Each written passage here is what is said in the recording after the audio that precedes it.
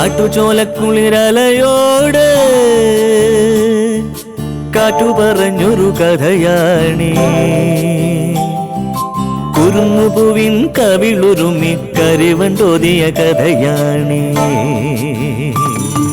കാട്ടുചോലക്കുളിരലയോട് കാറ്റു പറഞ്ഞൊരു കഥയാണീ. കുരുന്നുപൂവിൻ കവിളുരുമി കരിവൻ തോതിയ കഥയാണീ. കഥ കഥ കഥ കാക്കത്തൊള്ളായിരം, കഥ കഥ കഥ കാക്കത്തൊള്ളായിരം.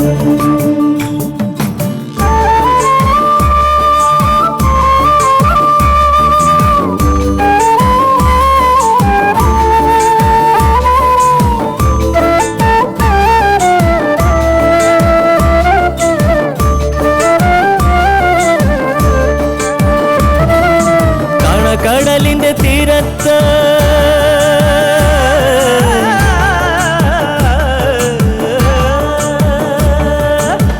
കടലിന്റെ തീരത്തണയണ തിരകൾ പറയണ കഥയാണ്. കായലോളത്തിലെ കളിയോടം കണ്ട കന്നിനിലാവിന്റെ കഥയാണ്. പടവരമ്പത്തെ പുൽനാമ്പിനോട് പുലരി പറഞ്ഞൊരു കഥയാണ്. മാനം മുട്ടണ കൊടുമുടിയോട് മൂവന്തി പറയണ കഥയാണ്. മൂവന്തി പറയണ കഥയാണ്. കഥ കഥ കഥ കാക്കത്തൊള്ളായിരം.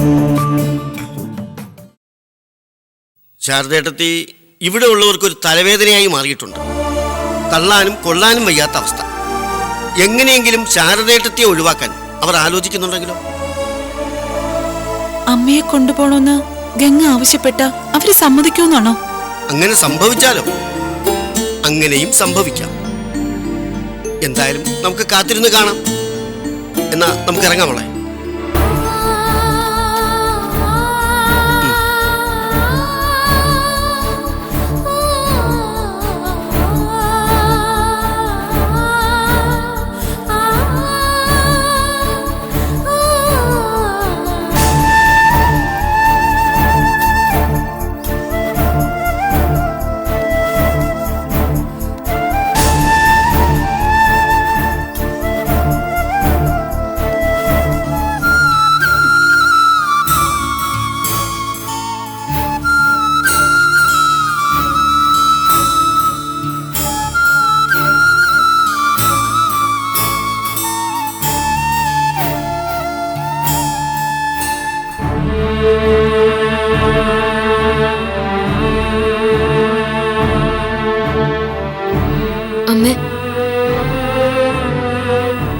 അമ്മയുടെ തണുപ്പൊക്കെ മാറിയോ?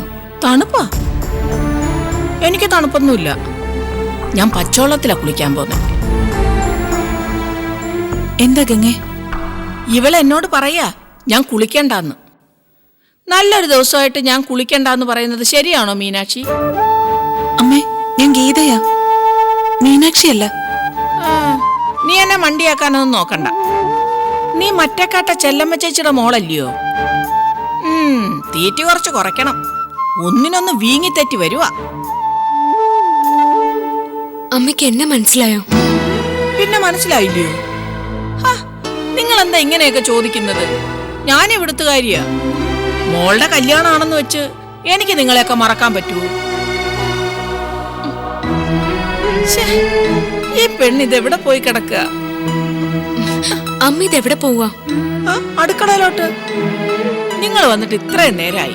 കുടിക്കാൻ ഒരു തുള്ളി വെള്ളം തന്നോ? അതിനും എന്റെ കൈ അനങ്ങണം. കുറ്റപ്പെടുത്തിയിട്ട് കാര്യമില്ല. എല്ലാവർക്കും പിടിപ്പത് പണിയുണ്ടേ. അമ്മ ഇവിടെ ഇരിക്കേ. ഇരുന്നാലെങ്ങനെയാ സുമംഗലേ? കല്യാണ വീട്ടിൽ ചെന്നിട്ട് കുടിക്കാൻ ഒരു തുള്ളി വെള്ളം കിട്ടിയില്ലെന്ന് നാളെ നിങ്ങളും പറയും. അങ്ങനെയൊന്നും പറയില്ല. വെളുപ്പിനെ അടുക്കള കേറിയതാ.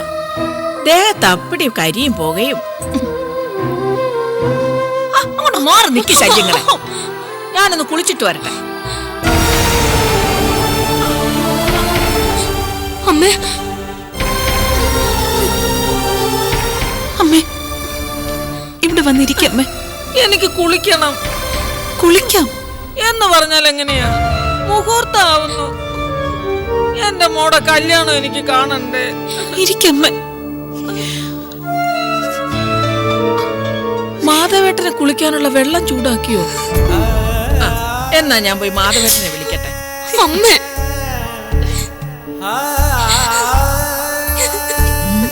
നീ എന്തിനാ ഇങ്ങനെ കരയുന്നേ? പെൺകുട്ടികൾ കല്യാണം കഴിഞ്ഞ് അച്ഛനെ അമ്മയൊക്കെ വിട്ട് ജീവിക്കേണ്ടി വരും. അതിനിങ്ങനെ സങ്കടപ്പെടേണ്ട കാര്യമൊന്നുമില്ല. കാണുമെന്ന് തോന്നുമ്പോ ഇങ്ങോട്ട് വരാല്ലോ. അമ്മേ. ഒന്ന് പറഞ്ഞു കൊടുക്ക എന്റെ പത്മാവതി. ദേ, അച്ഛന്റെ മുമ്പിൽ പോയി നിന്നിങ്ങനെ സങ്കടപ്പെടരുത്. മനക്കെട്ട് തീരെ ഇല്ലാത്ത മനുഷ്യനാ. നിന്റെ കണ്ണൊന്നും നനഞ്ഞ മാധവേട്ടന്റെ മനസ്സെരിയും. അത് നിനക്കും അറിയാലോ.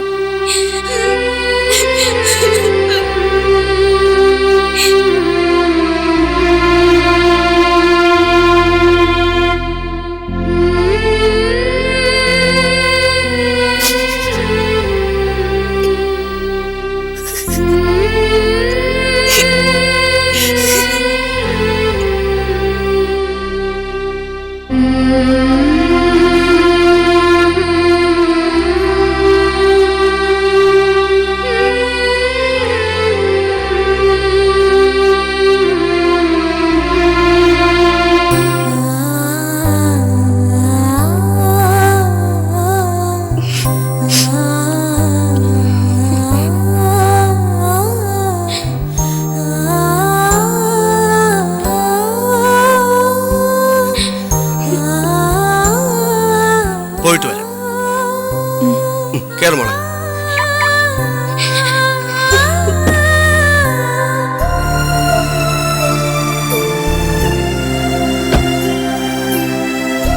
പോട്ടെ മോളെ.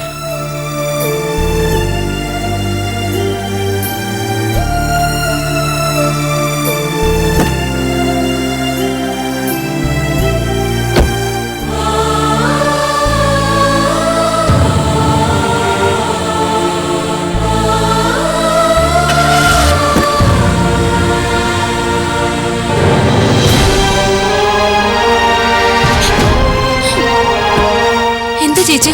നീ ഇപ്പൊ പോണ്ട.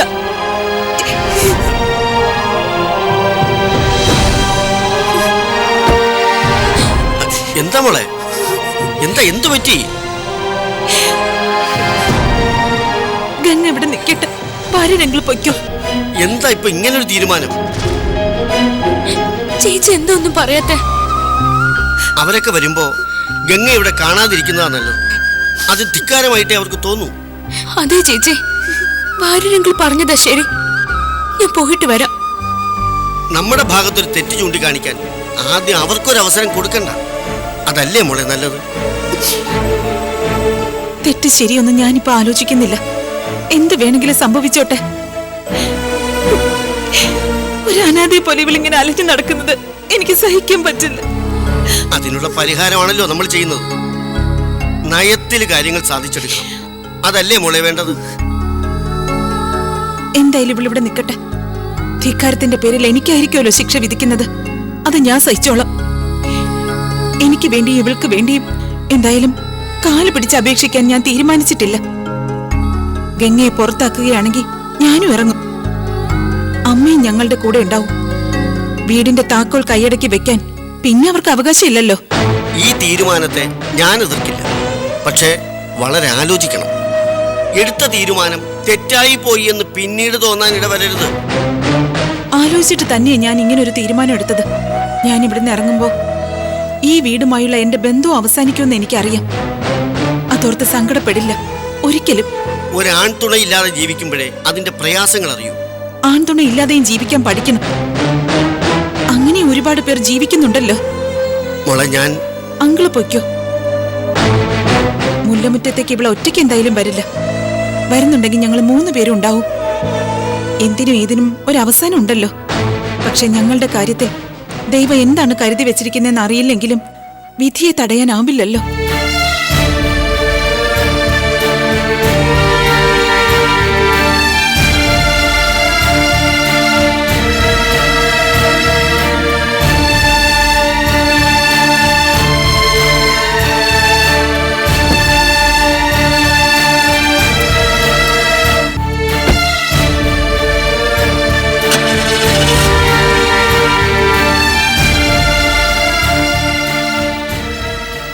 ഗംഗ അവിടെ നടതള്ളിയിട്ട് അച്ഛൻ ഇങ്ങോട്ട് പോകുന്നത് ഒട്ടും ശരിയായില്ല. ഞാൻ പറഞ്ഞല്ലോ, ഗംഗയെ ഇനി കൊണ്ടുപോരാൻ ഞാൻ തയ്യാറായതാ. അതിനുവേണ്ടി ഗംഗ കാറിൽ കയറുകയും ചെയ്തു. തീരുമാനമെടുത്തത് ഗീതയാ. ബാഹുലേനും സൗദാമിനിയും വന്ന് ഗംഗ എവിടെ കാണുമ്പോ എന്തൊക്കെയായിരിക്കും സംഭവിക്കുന്നത്? അത് മാത്രമാണോ? ആരുമില്ലാത്ത സമയം നോക്കി അച്ഛൻ അവളെ അവിടെ കൊണ്ടാക്കിയെന്നായിരിക്കും സംസാരം. എന്തു വേണമെങ്കിലും പറഞ്ഞോട്ടെ, സത്യം എന്താണെന്ന് നമുക്കറിയാം. അവരുള്ളപ്പോഴായാലും ഇല്ലാത്തപ്പോഴായാലും പ്രശ്നം ഉണ്ടാവും എന്നുള്ളത് തീർച്ചയാണ്. ബാഹുലേന്റെ നിലപാട് എന്താണെന്ന് നമുക്ക് നോക്കാം. സംഭവിക്കാൻ പോകുന്നത് എന്താണെന്ന് ഞാൻ പറയാം. അധികം വൈകാതെ അച്ഛനെ തിരക്കി ബാഹുലേയൻ അങ്കിൾ ഇവിടെ എത്തും.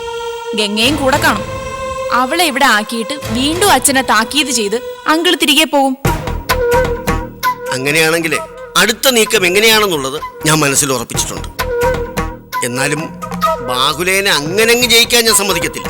അനുഭവിക്കാൻ പോകുന്നത് അച്ഛനല്ല, ഗീതയായിരിക്കും. ഗീത സമ്മതിച്ചതുകൊണ്ടാണല്ലോ ഗംഗ എവിടെ കയറിയത്. അതിന്റെ പേരിലായിരിക്കും ഗീത വഴക്ക് കേൾക്കാൻ പോകുന്നത്. ഗീതയോട് ഞാൻ ഇക്കാര്യം പറഞ്ഞതാ. ബാഹുലേയം വന്നിട്ട് ഗംഗയും കൊണ്ട് വരാമെന്ന് തീരുമാനിച്ച ഞങ്ങൾ തിരികെ പോരാൻ ഇറങ്ങിയത്. അപ്പോഴാ എന്തും വരട്ടെ എന്ന് തീരുമാനിച്ചുകൊണ്ട് ഗീത ഗംഗ അവിടെ പിടിച്ചു നിർത്തിയത്. ഒടുവിൽ ഗംഗയോടൊപ്പം ഗീതേച്ചി അവിടെ നിന്ന് പുറത്താവാതിരുന്നാ മതിയായിരുന്നു. അച്ഛന്റെ അമ്മയുടെയും വാക്ക് കേട്ട് രമേശേട്ട അങ്ങനെ ചെയ്യാനും മടിക്കില്ല. എന്തു വന്നാലും പിടിച്ചു നിൽക്കുമെന്ന് ഗീത പറഞ്ഞിട്ടുണ്ടെങ്കിലും സഹിക്കാൻ പറ്റാതായാൽ അമ്മയെയും ഗംഗയും കൂട്ടി എന്നേക്കുമായിട്ട് അവിടുന്ന് പടിയിറങ്ങിപ്പോരുമെന്ന ശക്തമായ നിലപാട് ഗീത എടുത്തിട്ടുണ്ട്. ആണും തുണയില്ലാത്ത ആ 3 പേരോട് ഇത്രയ്ക്ക് ക്രൂരതയൊന്നും ബാഹുലേനും ഭാര്യയും കാണിക്കരുത്. ഒരു കണക്കിന് അവരിങ്ങനെ അവിടെ കഴിയുന്നതിലും ഭേദം മുല്ലമുറ്റത്തേക്ക് തിരിച്ചു പോരുന്നതാ. സമാധാനത്തോടെ ജീവിക്കാൻ കഴിയുമല്ലോ.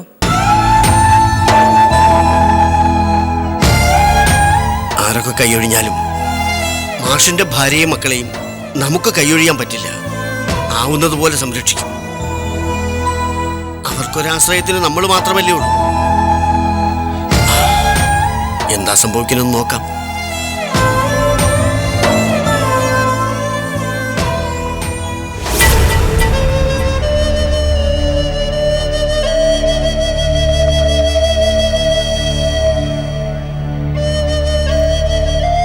ഇങ്ങനെയൊക്കെ എന്റെ ഇവിടുത്തെ ജീവിതം. രമേശേട്ടന്റെ ഭാഗത്തു നിന്ന് പോലും അവഗണനയെ എനിക്ക് കിട്ടിയിട്ടുള്ളൂ. പരാതി പറഞ്ഞിട്ടില്ല. പറഞ്ഞാലും ഫലമില്ലെന്നറിയാം. ഇങ്ങനെയും ഒരു ജീവിതം അനുഭവിക്കാതെ എന്തു ചെയ്യും?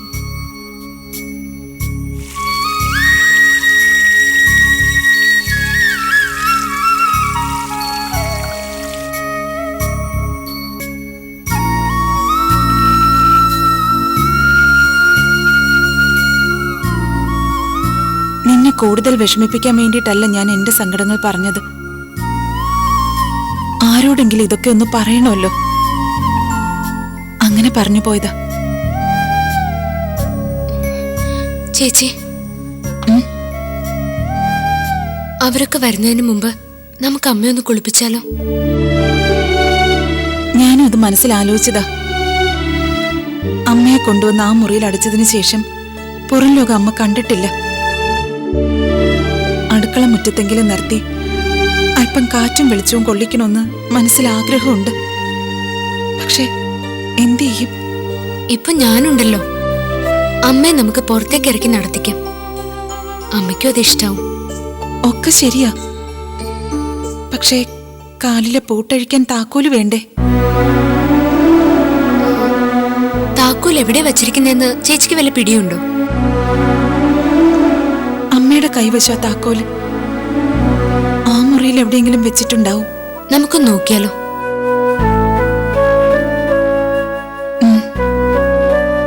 അമ്മയെ കുളിപ്പിച്ചിട്ട് അവര് വരുന്നതിന് മുമ്പ് താക്കോല് തിരികെ വെക്കാം. എന്നാ വാ. അങ്ങനെ ചെയ്യാൻ നമുക്ക് കഴിഞ്ഞില്ലെങ്കിലോ? അമ്മയെ കുളിപ്പിക്കുന്ന സമയത്താ അവര് വരുന്നെങ്കിൽ കുഴപ്പമാവില്ലേ? നമ്മള് തെറ്റൊന്നും അല്ലല്ലോ ചെയ്യുന്നത്. എന്നാലും നീ വാ, ആദ്യം താക്കോല് കിട്ടുമെന്ന് നോക്കാം.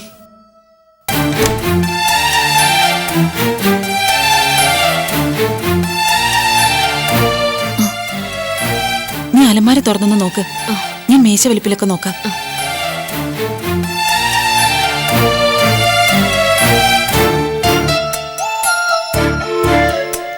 കാറിന്റെ ശബ്ദം കേൾക്കുന്നുണ്ടോന്ന് ശ്രദ്ധിക്കണേ. ആ ശരി ചേച്ചി.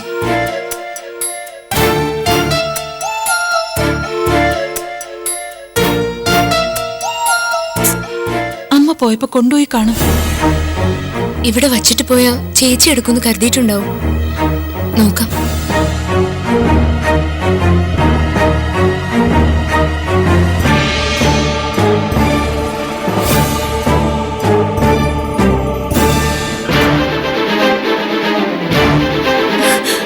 ആ കിട്ടി. ഈ കബോർഡ് അടച്ചോ. ഇനി എന്ത് വേണം? ആലോചിച്ച് സമയം കളയണ്ട, ചേച്ചി വാ.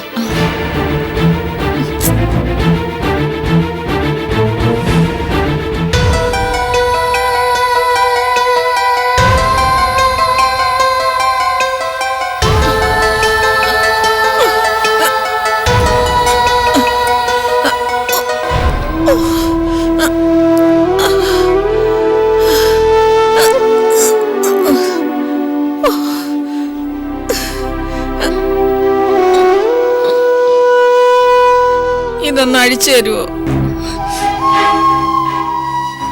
ഇപ്പൊ അഴിക്കാമേ.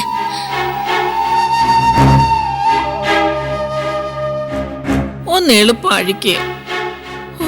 കാറ് വന്ന് കാത്തു കിടക്കാൻ തുടങ്ങിയിട്ട് നേരം കുറെ ആയി. കാറോ? അതെ, കല്യാണത്തിന് എനിക്ക് പോകണ്ടേ? മാധവേട്ടൻ വന്ന് പറഞ്ഞിട്ട് പോയത് നീ കണ്ടില്ലേ?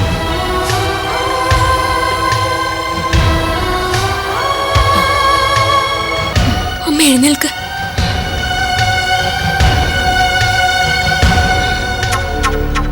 എന്താ അമ്മ ഇങ്ങനെ നോക്കുന്നേ? നന്നായിട്ട് ഒരുങ്ങിയിട്ടുണ്ടല്ലോ എന്റെ മോള്. സുന്ദരിയാ. ആര് കണ്ടാലും എന്റെ മോളെ ഇപ്പൊ നോക്കി നിന്നു പോവും. അമ്മ ഇങ്ങോട്ട് വാ. മാറി നിൽക്കടി ആശത്തെ. കുറച്ചുകൂടി മുല്ലപ്പൂ തലേ വെക്കണമായിരുന്നു.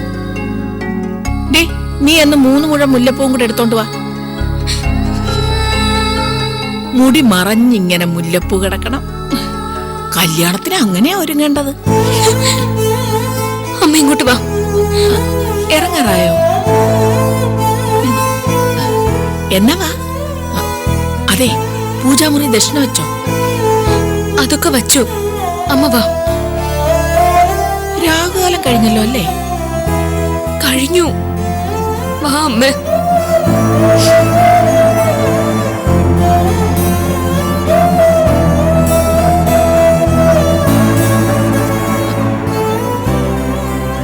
പന്തലിട്ടേക്കുന്ന ഇവിടെ അല്ലല്ലോ, പിന്നെന്തിനാ ഇങ്ങോട്ട് വന്നത്? അങ്ങോട്ട് മാറി നിൽക്കേ. പന്തലിട്ടിരിക്കുന്ന എവിടാന്ന് എനിക്കറിയാം. അമ്മ അമ്മ അവിടെ നിക്ക്. എന്നെ വിട്. എനിക്ക് അങ്ങോട്ട് പോണം. അവിടെയല്ലേ ആൾക്കാരൊക്കെ വന്നിരിക്കുന്നത്. എല്ലാരെയും ഒന്ന് മുഖം കാണിച്ചില്ലെങ്കിലേ പരാതി പറയും. അവിടെ ആൾക്കാരൊക്കെ ഒരുപാടുണ്ട്. അമ്മ കുളിക്കാതെ അങ്ങോട്ട് പോവണ്ട. ആര് പറഞ്ഞു ഞാൻ കുളിച്ചില്ലെന്ന്? എനിക്ക് ഉടുക്കാനുള്ള സാരി ഇങ്ങെടുത്തോണ്ട് വാ. എടുത്തോണ്ട് വരാം. അമ്മ ഇവിടെ വന്നിരിക്കെ. കല്യാണമായിട്ട് ഇവിടെ കുത്തിയിരിക്കാനാണോ കൊച്ചെന്നോട് പറയുന്നത്? ഇത് നല്ല കൂത്ത്. നീ പോയി സാരി എടുത്തോണ്ട് വാ. ആ മെറൂൺ കളറിൽ എടുത്താ മതി. മാധവേട്ടന് അതാ ഇഷ്ടപ്പെട്ടത്. അമ്മ ഇവിടെ ഇരിക്കെ. ആ മുടി ഒന്ന് ചീകി ഒതുക്കട്ടെ. ഞാൻ സാരി എടുത്തോണ്ട് ഇപ്പൊ വരാം. എളുപ്പം വരണം. ആ, നീ ആ മുടിയൊന്ന് കോതി കൊടുക്ക്. ഞാൻ എണ്ണയും ചീപ്പും എടുത്തോണ്ട് വരാം.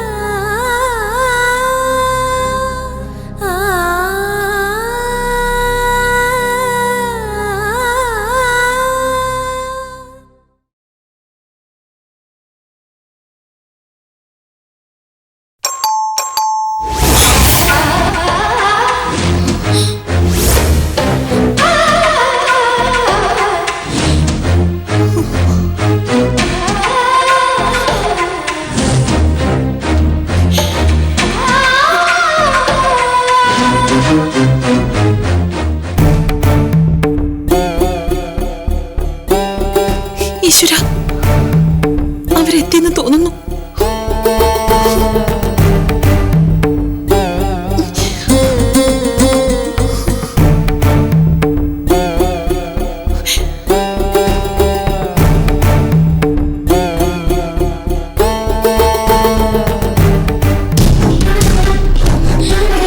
ചേച്ചി,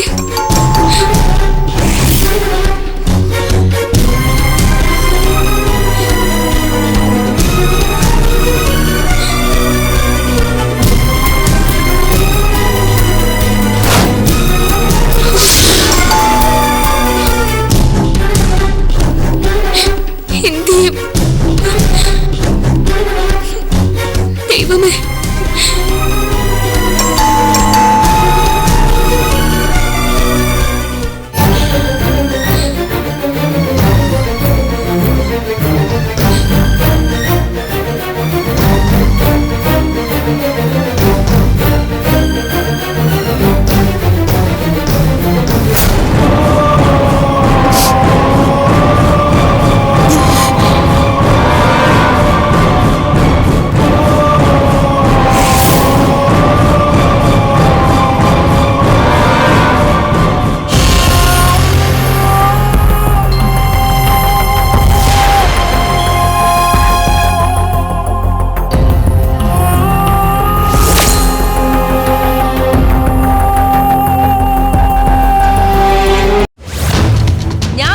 ഭാര്യയാണെങ്കിൽ രമേശൻ എന്റെ മകനാണെങ്കിൽ ദൈവത്തിനാണ് ഈ നാശത്തിനെ ഇവിടെ താമസിപ്പിക്കാൻ ഞാൻ സമ്മതിക്കില്ല.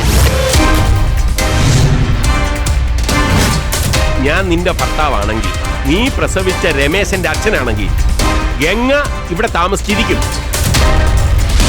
ഒരു കാള് പോയിട്ടൊരു മിസ്ഡ് കാള് പോലും ഇല്ല. ഇനി ഒരിക്കലും ഗിരി വിളിക്കാനും പോകുന്നില്ല. ആളുണ്ടെങ്കിലല്ലേ വിളിക്കാൻ പറ്റൂ. കാട്ടുചോലക്കുളിരലയോട് കാറ്റു പറഞ്ഞൊരു കഥയാണീ, കുറുങ്ങുപൂവിൻ കവിളുരുമി കരിവണ്ടോതിയ കഥയാണീ. കാട്ടുചോലക്കുളിരലയോട് കാറ്റു പറഞ്ഞൊരു കഥയാണീ, കുറുങ്ങുപൂവിൻ കവിളുരുമി കരിവണ്ടോതിയ കഥയാണീ.